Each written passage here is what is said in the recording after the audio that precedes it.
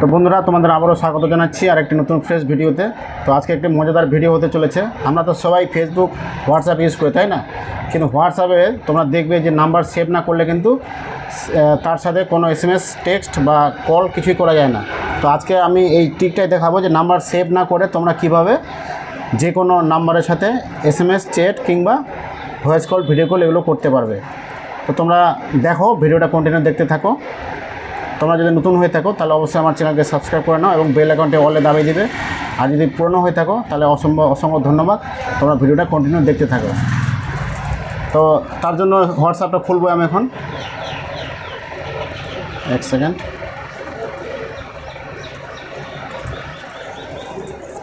WhatsApp খুললাম। WhatsApp খোলার পর তোমাদের যে কোনো একটা নাম্বারে,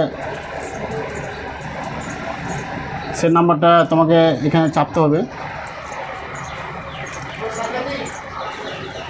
যে কোনটা নাম্বার তোমাকে চাপতে হবে, আমি চেপে দিচ্ছি।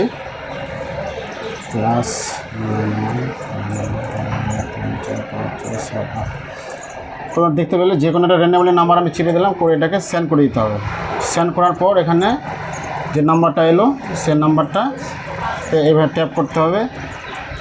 ট্যাপ করার পর দেখো এখানে অপশন চলে এলো, এক সেকেন্ড।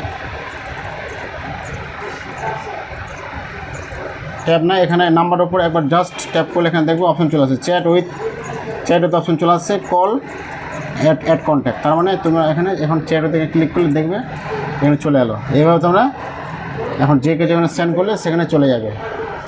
যেমন যেখানে আমি লিখে আমি সেন্ড করলাম, সেন্ড হয়ে গেছে, ঠিক আছে? অথচ আমি নাম্বার সেভ করে নিই, ঠিক আছে?